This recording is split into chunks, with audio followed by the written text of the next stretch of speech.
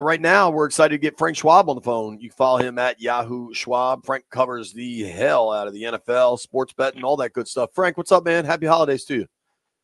Yeah, happy holidays to you guys. Some really boring football yesterday. A couple of ass kickings.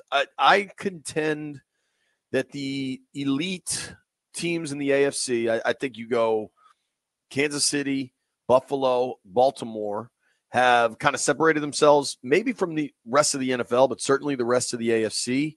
How do you feel about that? It's tough to disagree with that.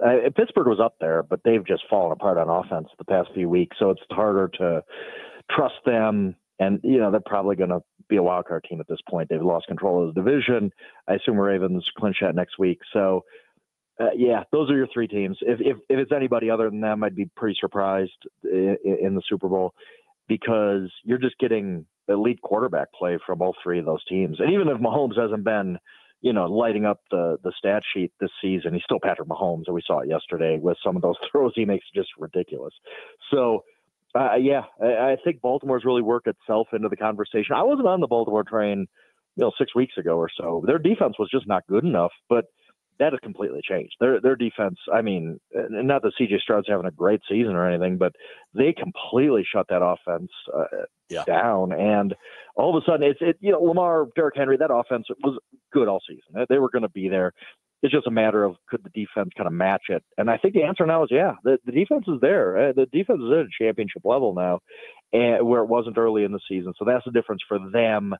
And then, but the question is just, look, who's going to win at Arrowhead Stadium in January? They have two home games for a Super Bowl. And I don't think many people outside of Missouri and Kansas are rooting for it, but the Chiefs are just going to go to another Super Bowl, right? It just seems inevitable. It just seems like, who could possibly beat this team? I don't have anything against Kansas City. I like a lot of their people. I like your quarterback, I like the coach, all this stuff, but I just want some new blood in the Super Bowl, and I don't think we're going to get it. I think this is just how do you beat the Chiefs at this point? You mentioned C.J. Stroud. He has really struggled this season. What's going on with him? Is it something where it's just a second-year slump and then he'll get back in the saddle in the third year? Is the O-line the big problem, some of the injuries with the receivers?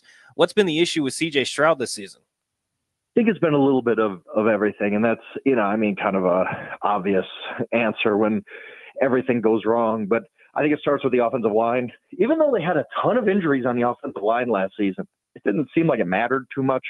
They were still fine. This season, they're not fine. I mean, CJ's got a guy in his lap just about every play. So, I think play calling has been a lot more poor. I mean, Bobby Slowick was kind of the boy genius last year, right? Everybody, he's going to get a head coaching job, this and that. I just look at it. They had a goal-to-go situation yesterday that was just awful. Like every play they called was just like, what are you guys doing here? So I don't think Bobby Slowick is helping at all. He's kind of had a sophomore slump too. Losing receivers hasn't helped. I mean, they came in figuring on Stephon Diggs, and Nico Collins has been hurt during the season. Obviously, Tank Dell, we saw his season-ending injury, so that hasn't helped. And then a lot of CJ. I just think he's a less confident quarterback this season. I think that he's handled the pressure a lot worse this year. He just looks indecisive, and I think he's going to be fine. Like, you don't have a rookie season like that and just kind of fall off the map. He's probably the best rookie quarterback I've ever seen, although a year later, maybe somebody else has taken that mantle. But I have a hard time believing CJ Stroud is not going to be a star in this league based on how good he was as a rookie. But this season has been rough. I mean, it is just, the wheels have just kind of fallen off. He's just kind of a shell of what he was last year. And I really hope he rebounds, because he's an easy guy to root for. You always root for good quarterback play in the NFL. But, yeah, he's got to kind of go back to the drawing board in this offseason. Talking with Frank Schwab here from Yahoo Sports. It's funny, you mentioned something there that everybody thought C.J. Stroud was the best a rookie could be last season. And Jayden Daniels this year, I would argue, has surpassed that. Now, Houston did win a playoff game last year, which is going to be a big factor in how we remember Stroud's rookie season. What do you think of the level Jayden's playing at? It's unbelievable. It really is. I mean, you knew that, look, if you can dominate the SEC you can come in and do pretty well in the NFL. Like we all know, the SEC has it's the NFL's JV at this point. The way they recruit, the guys they get, the coaches, everything. It's a different step up from. Look, I'm a Big Ten guy, but I can admit the SEC is a step up from everything else. And he just absolutely, positively dominated the SEC. So you're like, okay, he has a chance, but to this level, no, nobody. I love the Commanders in the off season. Like I thought they were going to be a playoff team. I really did. You can go back. There's receipts. But I think you were on with us saying good. that. Yeah. Anybody I was on with, I was saying, everybody asks in the off season, who's your surprise team? Who can? And I said the Commanders, and I was you guys, and everybody else was like, wait, the Commanders? What? And I said, yeah, because this kid they got a quarterback is going to be a game changer. But even that optimism, I didn't think he'd be that dude throwing 5 touchdowns, leading a comeback win over the Philadelphia Eagles, who have, by the way, had the best defensive football over the last month or two. I mean, he is just so refined. He's so far ahead of almost every rookie quarterback we've seen as a passer. And then you add on the fact that he's going to break RG3's rushing record for a rookie quarterback. It's just remarkable. I don't think I don't want to be negative here. I don't think his Commanders roster is very good. I think even most people would agree with that, right? Like, there's so many flaws in this roster that they're so far ahead of schedule, basically. But it's just that dude is so good already as a rookie that if they're at 10 wins, they're going to go to the playoffs. They're dangerous out in the playoffs. And then you go into the offseason and let Adam Peters do his thing because you got a ton of cap space. You got the draft picks. You're going to improve that roster. So, yeah, I can't say enough about Jayden Daniels. I mean, it's not just who's a rookie of the year. Look, I'm based in Colorado. I've heard a lot of, hey, Bo Nix is really the rookie of the year. No, he's not. No, Bo Nix is a good rookie quarterback. Jayden Daniels is a historic rookie quarterback. And, I mean, he's closer to getting MVP votes than he is to losing rookie of the year. So, I can't say enough about him. He's been a treat to watch, just a thrill. I hope he stays healthy. That's always a key to this thing, especially with a dual threat guy. But, yeah, credit to him for putting in the work to be great. Credit to the Commanders for coaching them up.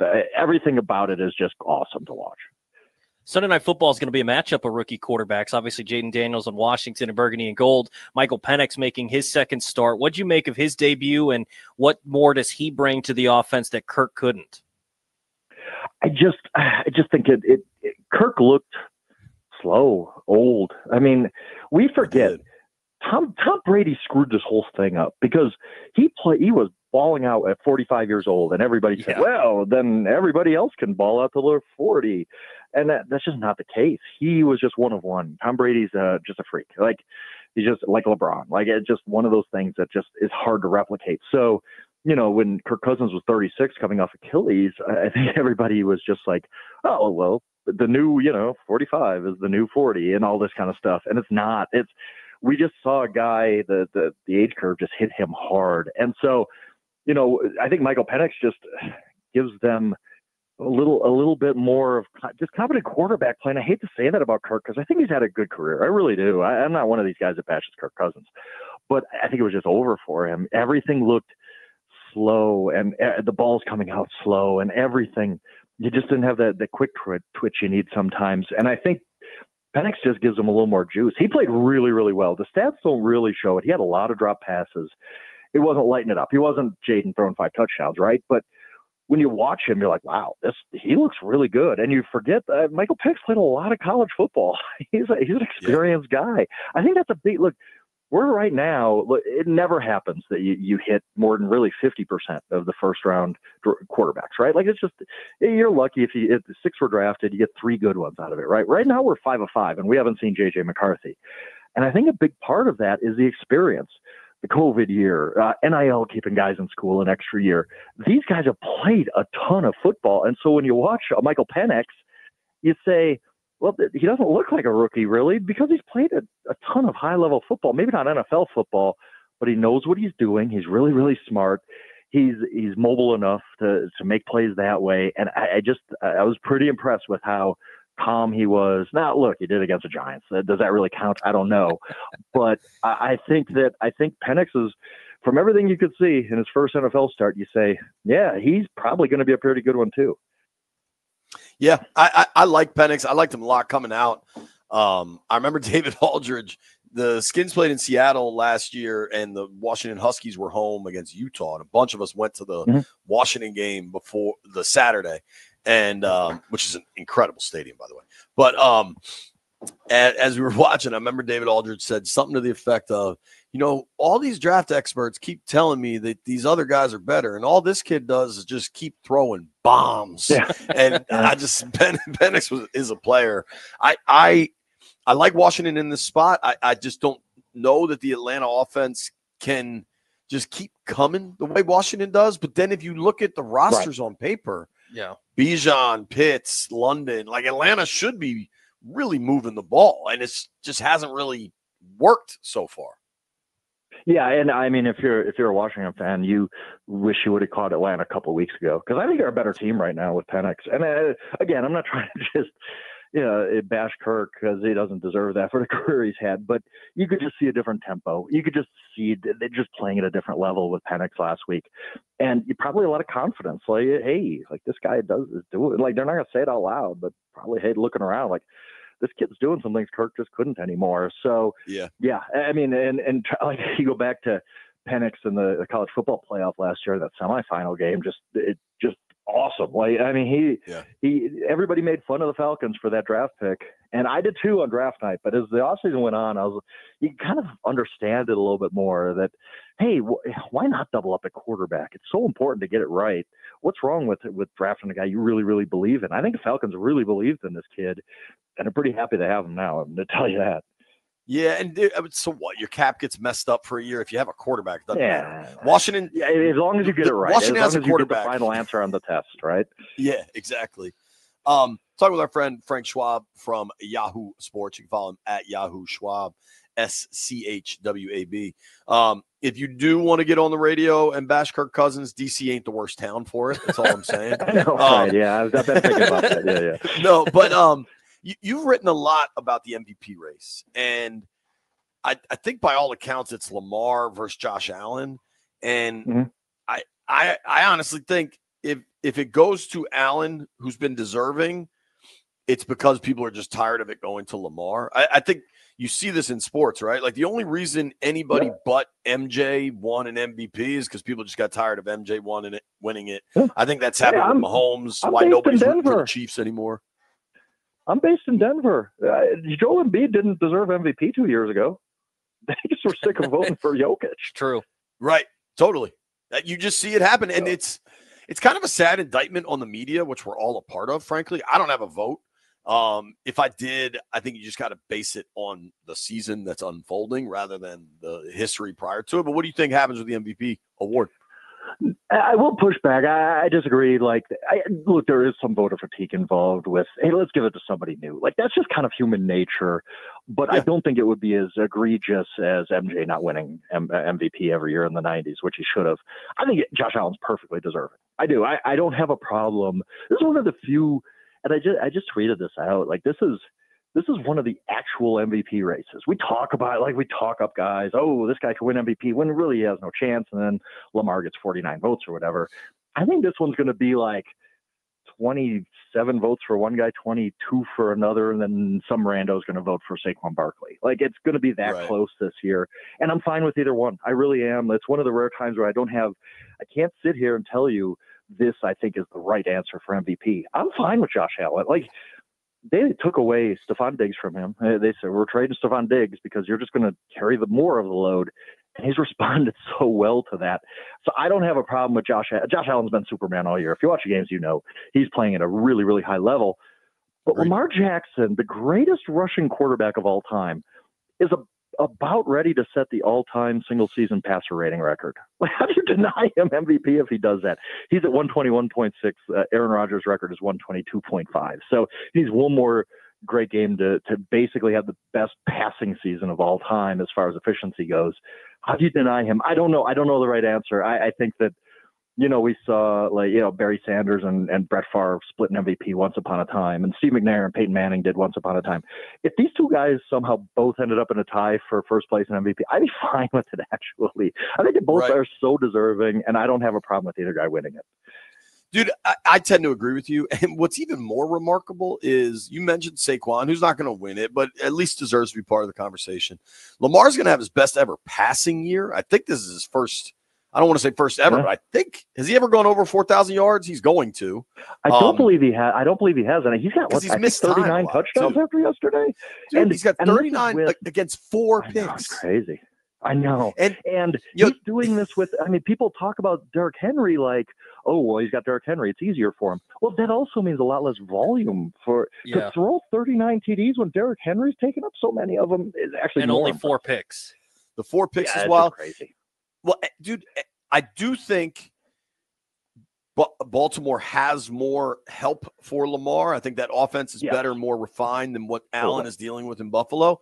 But it shows the level both these guys are at, that Joe Burrow is leading the NFL in passing yards, touchdowns. He has 39. He's tied with Lamar, 39 touchdowns, but he hasn't played yet this week, so that number is most likely to go up. He only has 8 picks on the year with an absurd.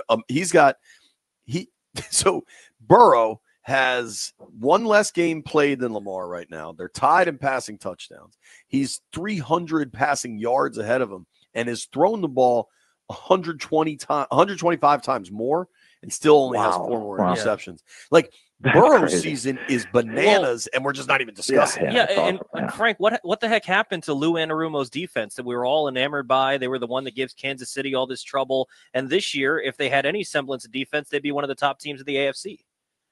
Yeah, it totally disappointing. I can't remember too many times a quarterback has played at an MVP level and not even made the playoffs. And the Bengals still have a shot to make the playoffs. It depends if the Broncos kind of collapse here. But, yeah, it's just shocking. Like, yeah, Lou Anarumo, remember 3 years ago, he was the guy. Like, he was, oh, hey, everybody's got to interview this guy. He might be the next head coach of the NFL. It just goes to show how quick it can come and go. And I just don't think they got great personnel. And maybe people have figured out he has a very confusing scheme, right? Like, that's what he does. He tries to confuse quarterbacks. Well, you get enough film on it, you kind of figure it out after a little bit. So, yeah, totally disappointing that the Bengals aren't going to make the playoffs because they're just wasting one of the best years I've seen a quarterback play. Like, Joe Burrow's playing at that level that we really rarely see. And to miss the playoffs, if that happened, that would just be a debacle for the Bengals. And this is the type of season where you have to make changes, right? Even it's probably not Zach Taylor, but are they going to move on from Anarumo? I assume so. Like, I don't know. Let's say they miss the playoffs, right? Because if they make it, it's just a different thing, right? And we all know that. If they miss the playoffs, I don't know how you don't fire Anarumo. Like, even if I hate moves done just to make moves, right? Like, you're always asking, like, well, are we going to get somebody better or not? But I think a season like that, you almost have to do it. You almost have to say, we can't look Joe Burrow in the eye if we don't make some major changes. He plays that well and not even make the playoffs. It'd be harsh. And I think they would have to change defensive coordinators and just to signal to everybody that it's not acceptable to waste Joe Burrow like this. It is remarkable, and I don't blame Anarumo at all. I think it's ownership. I mean, you look at the talent that has left that organization. Yeah. I mean, look at hell, Washington's going to see him. Jesse Bates is such a stud, and just the amount of talent drain they've lost there. Go ahead, Frank. And they're about ready to lose 1 or 2 of their receivers too. I think Higgins might be here next year. Yeah, I think that's what's actually that's exactly what I think is going to happen. I think the Bengals should re-sign T. Higgins. I do. Like, just go all in. Just, hey, this is what makes us special, is having these 2 receivers with this quarterback. But we all know this, the Bengals. They're not going to do it. Yeah. I can't even tell you for sure they're going to end up re-signing Jamar Chase because they're just that cheap. Like, the Jamar Chase contract was one of the easiest in the NFL. Like, okay, you're basically Justin Jefferson. This is what Justin Jefferson got. Here you go. Like, that was so easy, and they fumbled that, and it cost themselves millions of dollars along the way. Totally, it's been remarkable to watch. Frank, thank you for the time as always, man. Appreciate you. Absolutely, guys. Enjoy the games this weekend.